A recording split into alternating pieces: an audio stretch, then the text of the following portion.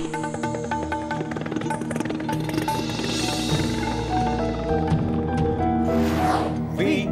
the people of India, having solemnly resolved to constitute India into a sovereign, socialist, secular, democratic republic, and to secure to all its citizens. शुरू করলাম আজকের চতুর্থ স্তম্ভ। আমি সুচন্দ্রিমা, नमस्कार।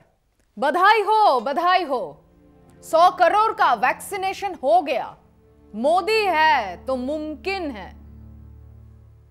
Slogan, আবির, লাড্ডু। সাংবাদিক গিয়ে সেই ভক্তকে জিজ্ঞেস করলেন, আপনার দুটো ভ্যাকসিন হয়ে গেছে? उत्तर, नहीं, एक गो हुआ है, मोदी है तो मुमकिन है, 2 गज का दूरी है, मोदी है तो मुमकिन है। आरेक भक्तेर गला जड़िए की नाच, 2 गज की दूरी है, मोदी है तो मुमकिन है। तारी बा दोष की? तार नेता ऋषि सुलभ दाढ़ी रेखेছেন, बोलेছেন 100 करोड़ का वैक्सीनेशन हो गया, ये बहुत बड़ी उपलब्धि है, हमने 100 करोड़ फ्री वैक्सीनेशन दिया। কারো বাবার সম্পত্তি, কে কাকে ফ্রি দিল কে জানে, কিন্তু মোদি জি বললেন 100 কোটি ফ্রি ভ্যাকসিনেশন দেওয়া হলো। যারা ভ্যাকসিন নিয়েছেন তারা সবাই জানেন দু ধরনের ভ্যাকসিন দেওয়া হয়েছে। সরকারি ব্যবস্থায় মানুষকে পয়সা দিতে হয়নি, বেসরকারি ব্যবস্থায় পয়সা দিতে হয়েছে। 750 থেকে 2000 টাকা পর্যন্ত। অবশ্যই যার পয়সা আছে সে পয়সা দিয়ে ভ্যাকসিন নিয়েছে, এতে সরকারের দায় নেই। কিন্তু 100 करोड़ मुफ्त में वैक्सीन কথাটা মিথ্যে, নির্জলা মিথ্যে। তার একটা ভালো অংশ বিক্রি হয়েছে, চড়া দামেই বিক্রি হয়েছে। এটা তো গেল প্রথম আপত্তির কথা। পরের কথায় আসি, ফ্রি মানে কি? মুফতে ভ্যাকসিনেশন মানে কি? ভারতীয় জনতা পার্টি এই ভ্যাকসিনেশনের খরচ জুগিয়েছে, তাদের অনেক টাকা, চাইলে আরো অনেক পাবে। তো তারা কি ভ্যাকসিনেশনের টাকা দিয়েছে? না, দেয়নি। তাহলে কি মোদিজি নিজের পকেট থেকে এই টাকাটা দিলেন? হাম তো ফকির হ্যাঁ জি, ঝোলা লেকে চল পড়েঙ্গে বলার পরেও তিনি প্রতিদিন 3-4 বার জামা কাপড় বদলান, মবলা কলম রাখেন, কাতিয়ারের রোদ চশমা পরেন। তো তিনি কি দিলেন? উত্তর না।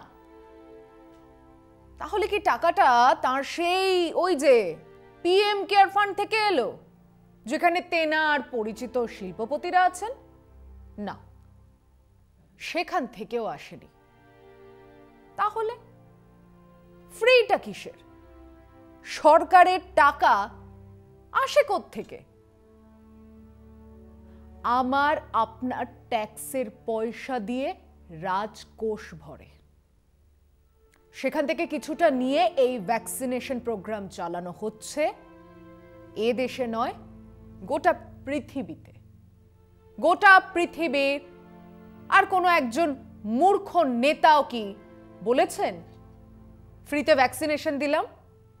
একজনও না।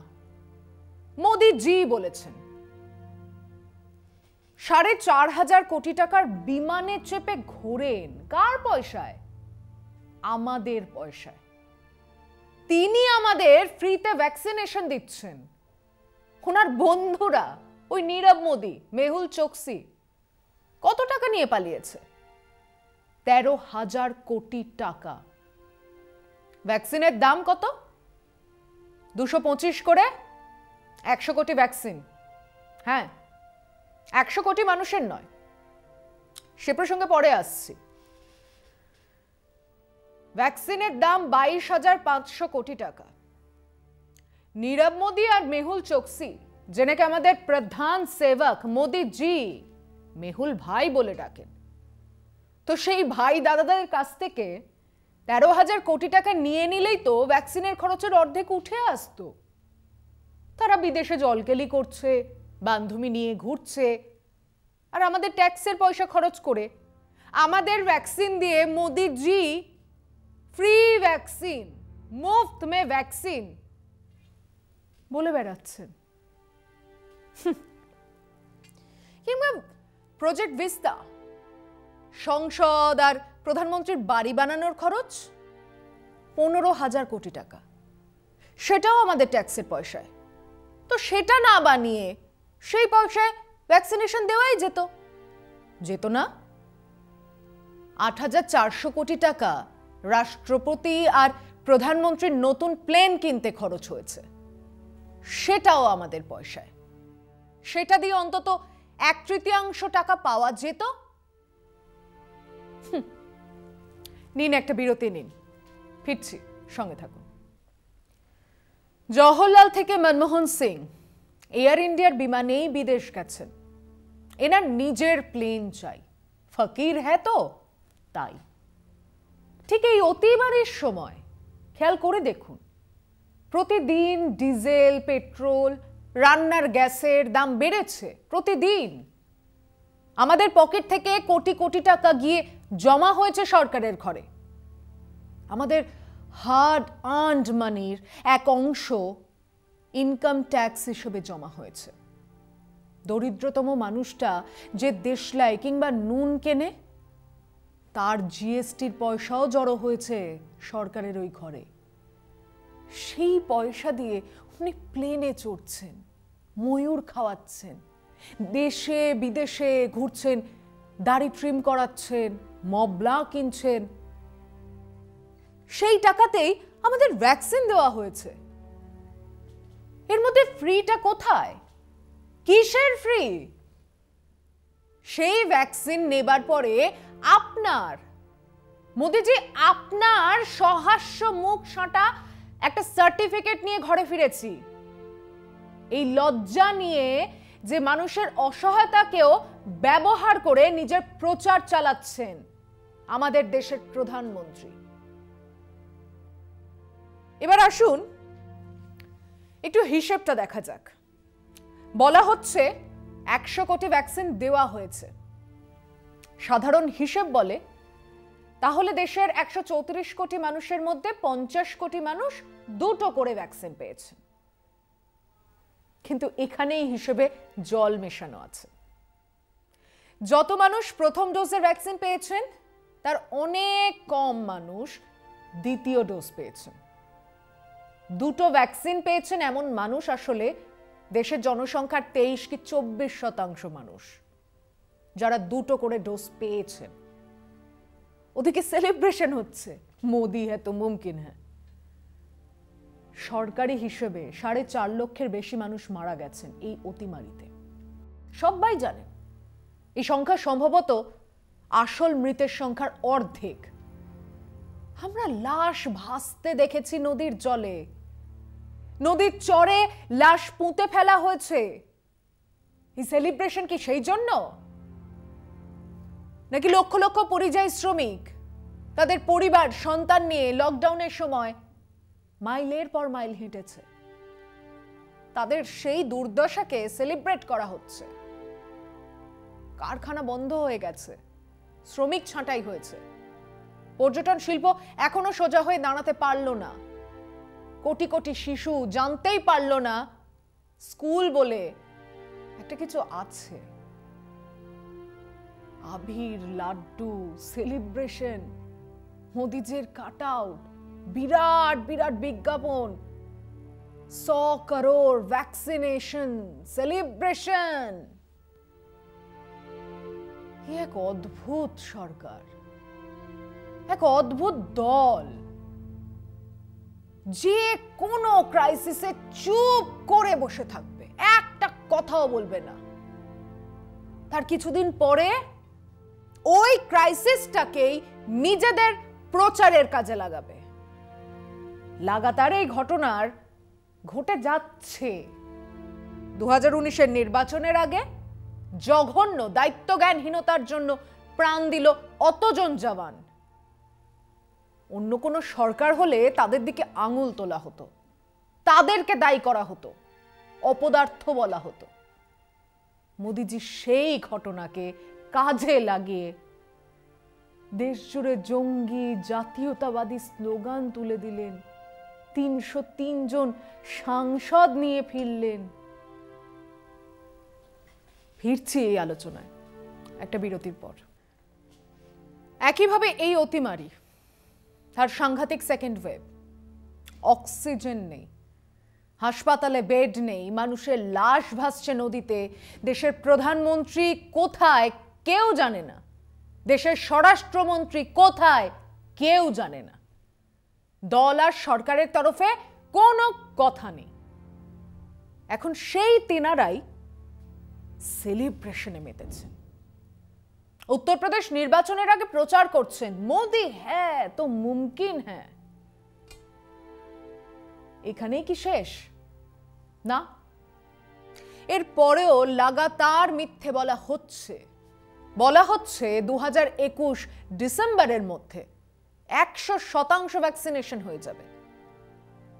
এত তীব্র গতিতে কাজ করছে মোদিজির সরকার, আবার মিথ্যে।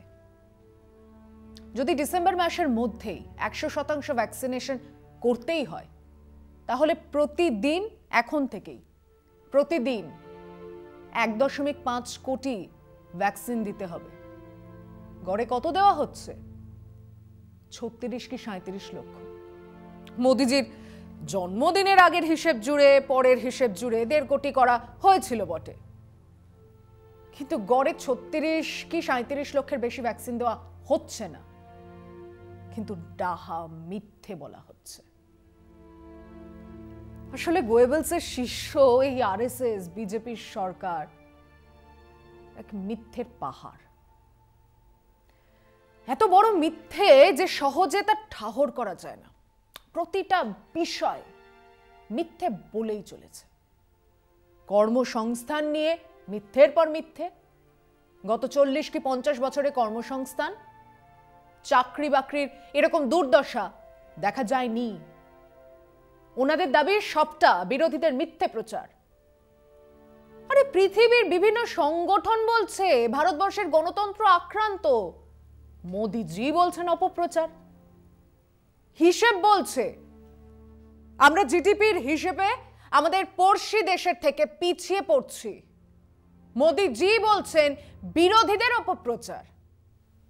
বাংলাদেশের পার ক্যাপিটা ইনকাম, মাথাপিছু রোজগার এই মুহূর্তে আমাদের থেকে বেশি। মোদিজির বক্তব্য ওসব হিসেব ভুল, বিরোধীদের অপপ্রচার। সেই মিথ্যেরই উদযাপন হচ্ছে দেশ জুড়ে। ইভেন্ট ম্যানেজার মোদিজি মুফত মে 100 করোড় ভ্যাকসিনেশনের ইভেন্ট নিয়ে হাজির। তাহলে আমরা কি করব? আমাদের প্রত্যেকের যে আপনজন মারা গেছে এই কোভিডে, কারোর বন্ধু, কারোর স্ত্রী, কারোর স্বামী, কারোর পুত্র বা কন্যা, তাদের স্মৃতিতে আসুন একটা মোমবাতি জ্বালাই। এই মিথ্যের অন্ধকারকে ভেঙে সত্যি বেরিয়ে আসুক।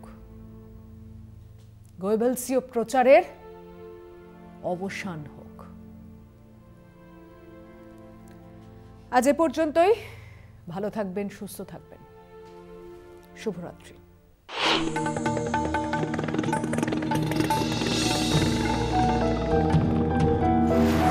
We, the people of India, having solemnly resolved to constitute India into a sovereign, socialist, secular, democratic republic, and to secure to all its citizens